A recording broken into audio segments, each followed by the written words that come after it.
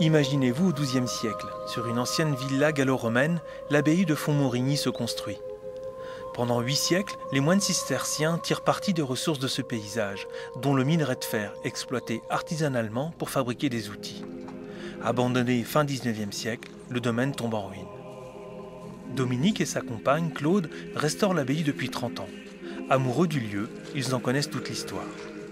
Il y a tous les ingrédients pour qu'il y ait une vie humaine. Il y a de l'eau, des prés, des bois. Et on est dans une sorte de petite vallée, dans un fond de vallée. C'est un passage.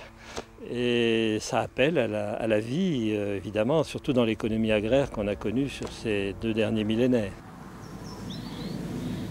L'intérêt de ces lieux, c'est qu'il y a tous les siècles.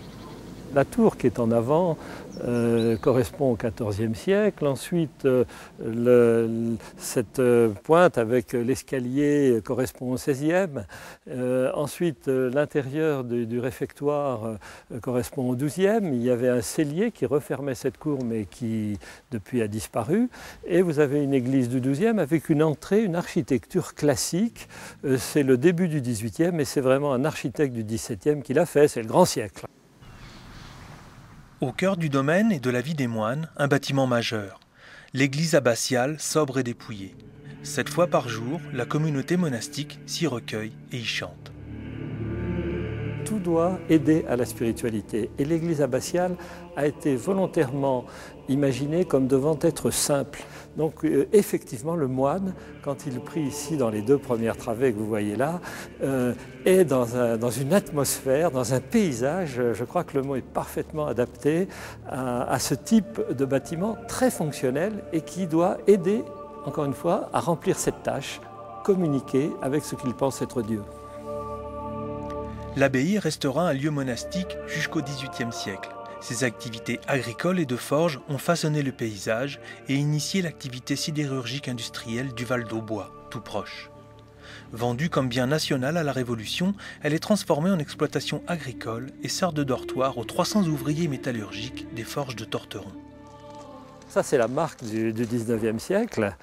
Et c'est difficile de s'imaginer, mais à la fin du XVIIIe siècle, au moment où les moines sont chassés, en 1793, il reste 7 moines. Et le siècle suivant, il y a plus de 300 personnes qui sont là. Mais il faut imaginer un endroit pollué, avec l'industrie, le fer, la métallurgie partout. L'abbaye change de paysage. Ses murs de pierre se parent de briques. Les viviers servant à l'élevage des alevins pour ensemencer les étangs sont transformés pour alimenter les forges distantes de 2 km. C'est une force, c'est l'énergie motrice, tout simplement. On a besoin d'une eau à un certain rythme. C'est pour ça que vous avez un pont avec un effet Venturi, avec une face droite et une face plus en biais qui permettent d'accélérer l'eau pour faire tourner des moulins qui vont permettre de faire du fer, enfin de battre le fer.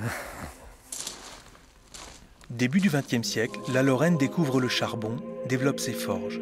Fontmorigny est déserté. Aujourd'hui, le travail de restauration permet de valoriser l'action des moines cisterciens.